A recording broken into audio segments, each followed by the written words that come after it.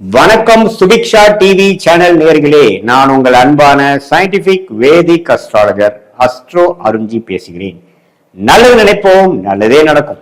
இந்த வீடியோவில் நம்ம என்ன பார்க்க போறோம்னா, கும்பராசிக்காரர்களுக்கு 2026 எத்தகைய ஒரு ஆண்டாக இருக்க போகிறதுங்கிறது சயின்டிபிக் வேதிக் அஸ்ட்ராலஜி முறையில் அறிவியல் சார்ந்த ஜோதிட கருத்தை நோக்கி எப்படி நம்மளுடைய போன ஜென்மத்தில் செய்த நம்ம பாவ புண்ணியங்கள் இந்த ஜென்மத்தில் சாதகமான சம்பவங்களாகவும் சாதகமற்ற சம்பவங்களாகவும் உருவெடுக்கிறது.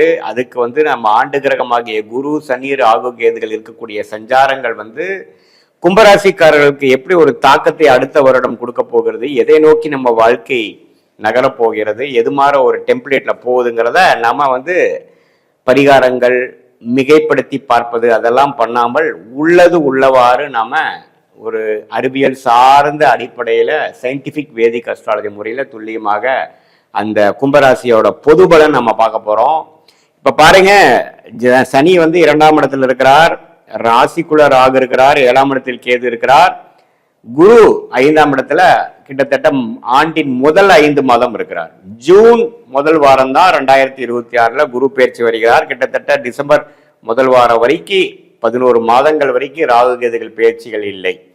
ஸோ ஆல்மோஸ்ட் எப்படி ஒரு அமைப்பு கொடுக்குதுன்னு பார்த்தீங்கன்னா, 2ஆம் இடத்துல சனி இருந்து இன்னுமே 7.5 நாள் சனி முடியாம பாத சனியாக இருக்கும் பொழுது பணம் ஒரு 100 ரூபா வர வேண்டிய இடத்துல 50 ரூபா தான் வரும். அந்த மீதி இருக்கிற 50 ரூபாய்க்கு போராட வேண்டிய அவசியம் கண்டிப்பாக கொடுக்கும்.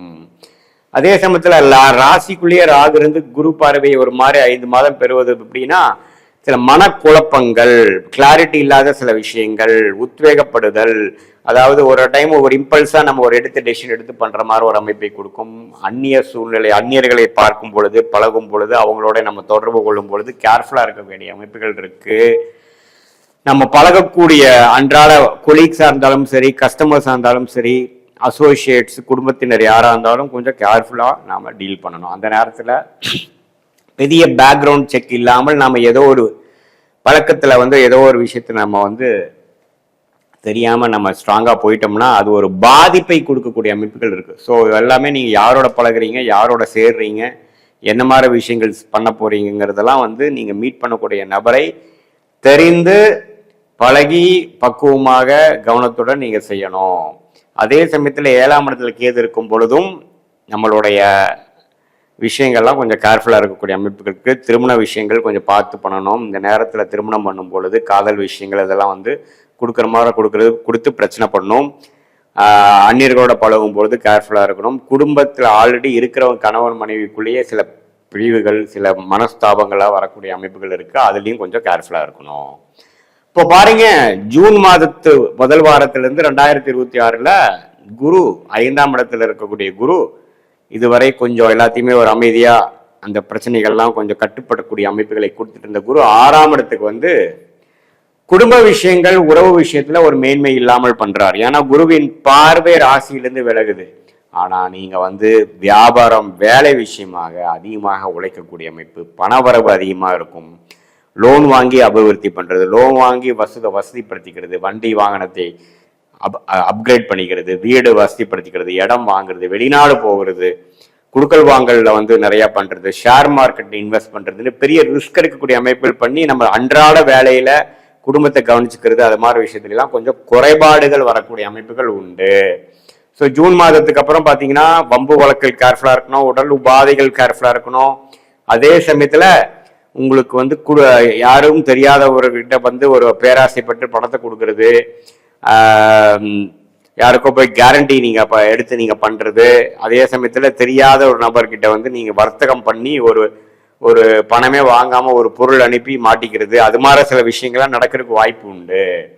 ஸோ கும்பராசிக்காரங்கள் ஓரளவுக்கு கவனமாக இருக்க வேண்டிய ஒரு ஆண்டாக 2026 இருக்கு. ராகு ராசிக்குள்ள இருக்கிறார், கேது 7ஆம் இடத்துல இருக்கிறார், குரு 6ஆம் இடத்துக்கு போறார். அதே சமயத்துல சனி 2ஆம் இடத்துல இருக்கும் பொழுது எல்லா விஷயங்களும் கொஞ்சம் கேர்ஃபுல்லா தான் இருக்கணும். என்னதான் உங்களுடைய ஜென்மசனி 2023 24 முடிந்திருந்தாலும் இன்னுமே பாத்தீங்கன்னா ஒரு வருடத்துக்கு கொஞ்சம் கேர்ஃபுல்லா இருக்கக்கூடிய அமைப்புகள் உண்டு. பட் இருந்தாலும் பணவரவுக்கு குறைச்சல் இருக்காது, குடுக்கல் வாங்கல் நல்லா இருக்கும், லோன் ஈஸியா கிடைக்கும், அது மூலமா அபிவிருத்தி பண்ணிக்கலாம். உங்களுடைய ஜென்ம ஜாதகத்துல வந்து நல்ல ஒரு அமைப்புகள், நல்ல தசாபுக்திகள் போய் கொண்டிருக்கும் பொழுது லோன் மூலமாவே நம்ம வந்து வசதி ஆயிக்கிறது, கடன் மூலமாக ஜெயிக்கிறது, அபிவிருத்தி ஆகிறது, லாபம் பெறுவது, பெரிய லெவல்ல போகிறது அப்படிங்கிற மாதிரிலாம் அமைப்புகள் இருக்கு. கூட்டு தொழில் இருக்கிறவங்களுக்குலாம் நல்ல ஒரு அமைப்பு வருது. ஸோ ஓரளவுக்கு மிக்சடான ட்ரெண்ட் உள்ள அமைப்பு. வெளிநாடு எதிர்பார்க்கிறவங்களுக்கு வெளிநாடு போகக்கூடிய அமைப்பு, விசா கிடைக்காம இருக்கிறவங்களுக்கு விசா கிடைக்கிற அமைப்பு, ஹையர் ஸ்டடீஸ்க்காக போகக்கூடிய அமைப்பு, வெளிநாட்டில் இருக்கிறவங்க இன்னொரு நாட்டுக்கு டிராவலிங் போகக்கூடிய அமைப்பு, இது எல்லாமே கொடுக்கக்கூடிய அமைப்பு வந்து கும்பராசிக்காரருக்கு 2026 முழுக்க இருக்கு. குறிப்பா சொல்லணும்னா ஜூன் மாதத்துக்கு அப்புறம் இன்னும் அதிகமாக அது இருக்குது.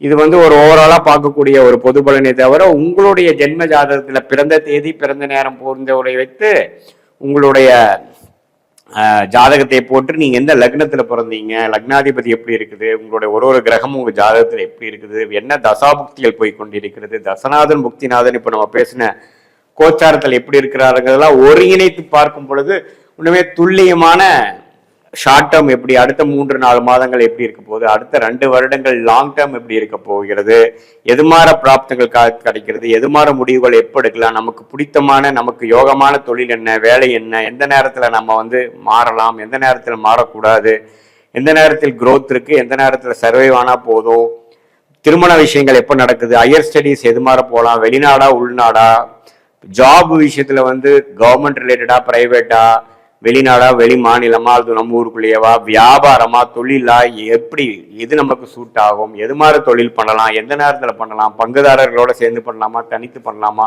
இது எல்லாமே நம்ம ஜாதகத்துல வந்து என்ன மாதிரி கர்ம பலன் வந்து இருக்குதுங்கிறது துல்லியமாக சயின்டிபிக் வேதிக் அஸ்ட்ராலஜி முறையில பார்த்து எந்த விதத்தையும் மிகைப்படுத்தாமல் உள்ளது உள்ளவாறு பார்த்து அதுக்கு தகுந்த மாதிரி ஒரு கிளாரிட்டி எடுத்து நம்மளுடைய பிராப்தங்களை தெரிந்து கொண்டு தேவையற்ற விஷயங்களை, தேவையற்ற திட்டங்களை, தேவையற்ற முயற்சிகளை தவிர்த்து தேவையான விஷயங்கள், நம்மளுடைய பிராப்தம் என்னவோ, நம்மளுடைய யோகம் என்னவோ, நம்மளுடைய கர்மா என்னவோ அதுக்கு தகுந்த மாதிரி டைரக்ஷன்ல திசையில போகும்பொழுது தேவையற்ற சமய விரயம், தேவையற்ற பொருள் விரயத்தை தவிர்த்து எளிதில் எதிர்நீச்சல் போடாமல் நம்மளுடைய வாழ்க்கையில நம்மளுடைய பொட்டன்ஷியல் என்ன, நம்மளுடைய குறிக்கோள் என்னங்கிறது தெரிந்து நம்ம ஈஸியா நம்ம அந்த திட்டங்களை செய்வோமானால் எளிதில் வாழ்க்கையில் வெற்றி பெறலாம். சயின்டிபிக் வேதிக் அஸ்ட்ராலஜியே பார்த்தீங்கன்னா எப்பப்போ நமக்கு கிளாரிட்டி தெரியலையோ, எப்போ நமக்கு என்ன பண்றதுன்னு தெரியலையோ, எப்படி நீங்க ஒரு இடத்துக்கு போகும்பொழுது உங்களுக்கு ரூட் தெரியாதப்போ நீங்க கூகுள் மேப் பாக்குறீங்க, தெரிஞ்சுக்கிறீங்க எவ்வளவு டிஸ்டன்ஸ்ல இருக்குது,